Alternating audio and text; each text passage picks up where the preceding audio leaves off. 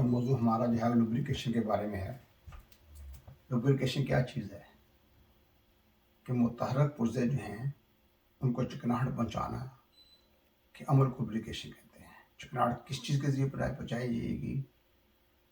Compressor oil के ज़रिए हमारे काम के अंदर। जैसे कारें हैं, मोटरसाइकिलें हैं, ऑटोमोबाइल के अंदर जो है मोबिल ऑयल इस्तेमाल किया जाता है। वो मोबिल ऑयल क्या काम करता है? वो जब पिस्टन सिलेंडर में ऊपर मूव करता है या क्रैंक शाफ्ट जो है घूमती है, कनेक्टिंग रॉड जगह जो है जितने भी मुतहरक पुर्जे हैं हरकत करने वाले से उनको चिकनाहट पहुँचाई जाती है। अगर वो चिकनाहट ना पहुँचाई जाए तो वो फ्रिक्शन की वजह से, वो रगड़ खाने की वजह से वो जाम हो जाएंगे और काम सही नहीं होगा। तो जब भी कार चलाने वाला जो है वो कार चलाने से पहले क्या करता है कि पहले चेक करता है कि इंजन के अंदर मोबिल ऑयल मौजूद है या ना मोबिल ऑयल जो है वो लीक हो चुका हो और वो चलाता जाए, उससे इंजन सीज हो जाएगा, इंतहाई नुकसान हो सकता है। तो सबसे पहला काम जो है कि उसको लुब्रिकेट करना ज़रूरी है। ऐसे ही मोटरसाइकिल है, मोटरसाइकिल का जो है ना साथ साथ चेक कर लेते हैं, यानी 200-400 किलोमीटर के बाद देखा कभी कंप्रेसर इसके अंदर मोबिल ऑयल मौजूद है, काम तो नहीं हो गया। अगर काम हुआ तो क्यों काम हुआ, उसको उसकी वजह दूर करें और साथ मोबिल ऑयल दूसरा डाल दिया जाता है। तो मोबिल ऑयल तो के लिए तो रूटीन है कि इसको 2000 किलोमीटर के बाद या 3000 किलोमीटर के बाद 4000 किलोमीटर के बाद जो है इसको चेंज करना पड़ता है। पहला निकाल दें, दूसरा डाल दें, उसकी रंगत तब्दील हो जाती है, काले रंग का हो जाता है, उसमें चिकनाहट में फ़र्क आ जाता है तो वो डाल देते हैं। तो बहरतौर जो हमारा काम है, इस काम के अंदर कंप्रेसर ऑयल जो है, मिनरल ऑयल जो है उसका इस्तेमाल होता है, जो बहुत ही आला किस्म का होता है, बहुत अच्छा होता है, मशीनी तेल भी इसको कह देते हैं बहुत लोग। तो कंप्रेसर ऑयल जो है इसकी क्वालिटी ये है कि जब हम इसको डाल देते हैं किसी भी कंप्रेसर के अंदर जो है तो फिर हम ये नहीं करते कि इसको निकाल देना है, इतने अरसे के बाद कंप्रेसर दूसरा चार्ज कर देना। अब कई सील्ड कंप्रेसर ऐसे हैं जो 34 से 35 साल तक काम कर रहे हैं, उसके बाद ख़राब हुआ। इसका मतलब है कि 34-35 साल वही कंप्रेसर ऑयल इस्तेमाल हुआ है, और तो डाला ही नहीं, ना निकाला ना डाला। अगर कोई टेक्नीशियन किसी शख्स को ये कहता है जनाब आप कंप्रेसर ऑयल देखें, मोबिल ऑयल चेंज करते हैं, कंप्रेसर नहीं चेंज करना आपने, तो ये गलत बात है। अब जब तक हम उस वक्त तक कंप्रेसर में कंप्रेसर ऑयल चार्ज नहीं करते जब तक कंप्रेसर ख़राब नहीं हो जाता। अगर कंप्रेसर ख़राब हो जाता है, उसका अंदर से पंप ख़राब हो जाए या मोटर में ख़राबी हो जाए, फिर उसको काट काट उसको पहले बाहर निकालना पड़ता है रेफ्रिजरेटर में से या डीप फ्रीज़र में से, इलेक्ट्रिक वाटर कूलर में से या विंडो एसी में से या स्प्लिट टाइप एसी से बाहर निकालते हैं। बाहर निकालने के बाद उसका कंप्रेसर पहले बाहर निकालते हैं सक्शन लाइन के ज़रिए या चार्जिंग लाइन के ज़रिए। अगर रोटरी कंप्रेसर होगा तो वो डिस्चार्ज लाइन के निकालते हैं, लेकिन रोटरी तो रिपेयरेबल नहीं है, उसको नहीं हम ज़्यादा यानी तवज्जो देते। तो इस तरफ जो है कंप्रेसर बाहर निकाल काट कर फिर रिपेयर करने के बाद वो देखते हैं कंप्रेसर ऑयल जो है, ठीक है ना, उसकी रंगत ख़राब तो नहीं होगी, उसके अंदर कचरा तो नहीं है, उसको इस्तेमाल नहीं, फिर नया कंप्रेसर ऑयल डाल देते हैं। कंप्रेसर ऑयल के बारे में याद रखिएगा कि कभी भी आपने सस्ता कंप्रेसर ऑयल लेकर जो है नकम्मा किस्म कंप्रेसर कभी इस्तेमाल नहीं करना। कंप्रेसर ऑयल को बहुत सस्ते मिलेंगे, काफ़ी महंगे मिलेंगे। भारत और मुनासिब हद तक जो कंप्रेसर ऑयल महंगे हैं उनको आप इस्तेमाल करें, अच्छी किस्म का कंप्रेसर इस्तेमाल करें, क्योंकि उसी पर कंप्रेसर की ज़िंदगी है। अब कंप्रेसर 11,000 की कीमत है उसकी, आप उसमें जो कंप्रेसर ऑयल है वो 80 रुपये वाले भी डाल सकते हैं, उसमें कंप्रेसर ऑयल जो 200 रुपये वाले भी डाल सकते हैं। तो वहाँ आप 100-150-200 रुपये की बचत ना करें, बल्कि कंप्रेसर ऑयल जाओ उसको डालें, क्योंकि कस्टमर तो आपको नहीं देख रहा, लेकिन जिसने आपको पैदा किया वो तो आपको हर वक्त देख ही रहा है। तो इसलिए काम के अंदर बेईमानी या गलत बयानी या उसमें गलत काम करना वो मुनासिब नहीं है। काम जो है उसको आप एक मियारी तरीके से करें और अच्छे तरीके से करें। तो कंप्रेसर ऑयल जो है उसके बारे में याद रखें, कंप्रेसर ऑयल जो है हमेशा अच्छी किस्म का इस्तेमाल करना चाहिए।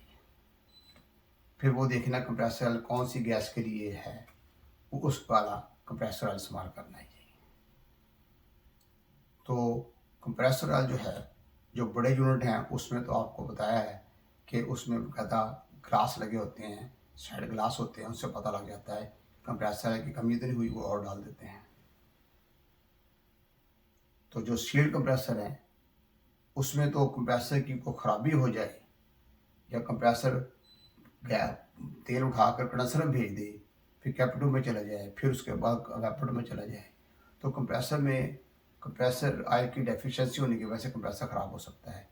तो ये कंपनी की ही खराबी है, बनाने वालों की खराबी है कि कंप्रेसर उठाकर जो है आगे नहीं भेजना चाहिए। बड़े प्लांटों में तो ऐसा है कि बाकायदा जो ऑयल सेपरेटर लगाए जाते हैं, जैसे बर्फ़ खाना है वहाँ पर डिस्चार्ज में ऑयल सेपरेटर लगाया जाता है, ऑयल सेपरेटर में ऑयल इकट्ठा हो जाता है, उसको कुछ अर्से के बाद 3-4-5 दिनों के बाद उसको निकालते हैं, फिर कंप्रेसर में दोबारा चार्ज कर देते हैं। तो इस तरीके से वहाँ कंप्रेसर ऑयल की डेफिशिएंसी नहीं होती, जबकि सील्ड कंप्रेसर में ऐसा मुमकिन नहीं, वो तो चलते रहना है। हम उस वक्त ही इसको खोलते हैं जब ये ख़राब हो जाए, उससे पहले खोलने का मकसद ही नहीं है। जब कंप्रेसर सही काम कर रहा है, कूलिंग सही हो रही है, मामला ठीक है सारा, no need to change the compressor oil. तो इस तरीके से फिर और इसके अलावा ये भी याद रखिएगा कि जब हमने किसी कंप्रेसर में से कंप्रेसर ऑयल निकाला है तो हमें ये पता होना चाहिए कि इस कंप्रेसर में कितना कंप्रेसर ऑयल चार्ज करना है। जैसे फ़र्ज़ करें एक बड़ा 6 आर्स पावर का कंप्रेसर है, उसमें कितना डालना है, एक बड़ा 5 आर्स में कितना डालना है, सील्ड कंप्रेसर की बात कर रहा हूँ। और उसके अलावा एक बड़ा 4 में कितना डालना है, एक बड़ा 3 में कितना है, उसका जिस्म कितना बड़ा है। फिर हमारा ये तजुर्बा बताता है कि जनाब इसमें जो है ना वो 250 मिलीलीटर जो है वो चार्ज कर दें अगर एक बड़ा 6 का है। अगर एक बड़ा 5 का है उसमें 280 मिलीलीटर जो है वो चार्ज कर दें।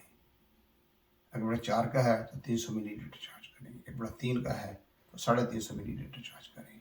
इस तरीके से हमें पता लग जाता है। इसके अलावा बहुत छोटे कंप्रेसर हैं, उनमें तो 180 मिलीलीटर, 170 मिलीलीटर, 150 मिलीलीटर, जो बहुत छोटे हैं उनमें इसके साथ डाला जाता है। और जब भी किसी कंप्रेसर से अगर वो कंप्रेसर ऑयल निकाला आपने, कंप्रेसर ऑयल पूरा है रूटीन में, तो वो 100% बाहर ही निकलता, थोड़ा सा अंदर रह जाता है, कंप्रेसर के डोम के अंदर लगा रहता है, उसके जिस्म से लगा रहता है, रोटर सा लगा रहता है।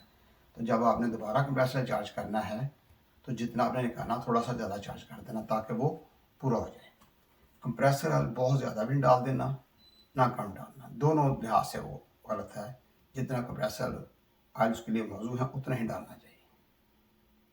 इसके अलावा कंप्रेसर ऑयल के बारे में ये है कि कंप्रेसर ऑयल जो हर कंप्रेसर ऑयल की विस्कोसिटी होती है कि ये इसकी विस्कोसिटी कितनी है। विस्कोसिटी क्या है कि ये कंप्रेसर ऑयल की बहने की हिसाब से है कि जो गाढ़ा कंप्रेसर ऑयल होगा उसकी विस्कोसिटी ज़्यादा होगी और जो पतला होगा उसकी विस्कोसिटी कम होगी।